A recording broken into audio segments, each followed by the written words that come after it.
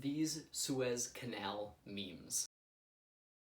So if you have somehow managed to avoid this story, there's a container ship wedged sideways, completely blocking the Suez Canal. They've been trying to use a combination of tugs and digging out the sides of the canal because of the way the bow is just rammed into the bank. They want to be able to twist it, get it unstuck, and open trade back up. And until that happens, some of the ships have been going around the southern tip of Africa, around Cape Horn, and that adds a ton of time, but at least they have a way to go around, and all this reminded me of the time that I got stuck twice in 2 weeks. Back in 2017, when I was doing my very first cruise contract, we were on a river, and the trip we were doing was between St. Louis and Nashville. On the Ohio River, at the time, there was this lock being built called Olmsted. Construction started in 1995, and it was supposed to be done in 1998, but when I was there in 2017, it still had not finished. I just looked it up, and apparently it did open in August of 2018, but still, that's super late. There were two locks on the river, 52 and 53, that Olmsted was built to replace. But something on one of those old locks was so old that it broke and they couldn't fix it. So traffic was pretty much at a standstill, and we couldn't go through, and there was no way to go around,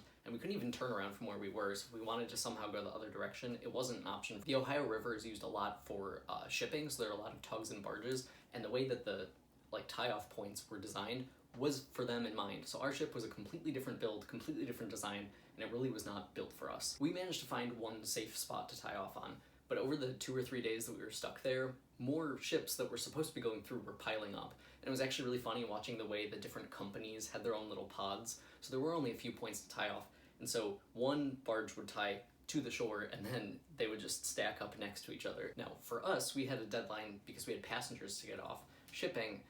I think a lot of those guys, the crew members, were just kind of like, well, this is what it is, and it was funny watching how the people on the different barges were just hanging out during their free time. Eventually they got whatever it was fixed, and so they started to announce the order that people would go through, and it was kind of based on the order that they got there. So the Army Corps of Engineers has a priority locking system. You have your government and emergency vessels that go first, and then you have commercial, passenger, then commercial shipping, and then last is recreational. There were about 40 ships that had piled up over the course of these few days, and we were the only passenger ship there, and so I think they kind of forgot about us, and we ended up being about 10th on the list down. Now, one of my captains had said that lockmasters have enormous egos, so if you do anything to piss them off, they're going to try to make your life harder down the road. The captain was there, he was obviously listening, he knew the order, but he just kind of politely radioed them back, and he's like, hey, this is passenger vessel, the name of the vessel.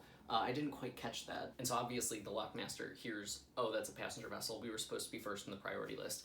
And so he did change it. And then after that, only a week later, different ship, different passengers. We were supposed to be going through this one lock, and we'd heard as we were approaching it that they could not get the doors open, and they weren't exactly sure why. They kept trying, testing, is the door broken? What's up with it? And they eventually found out that there was a log jammed on the bottom, and so they could not get it open. And they were trying to figure out if they could dislodge it, and we could not go through, but there was a dock that was just in front of that could take us, and it was driving distance to the excursion that our passengers had planned. So the next day it was obvious that the lock was not going to open. Our passengers went off to their excursion, and when they came back, our captain decided to cut his losses and reroute our trip. So we were supposed to go to Nashville, Tennessee.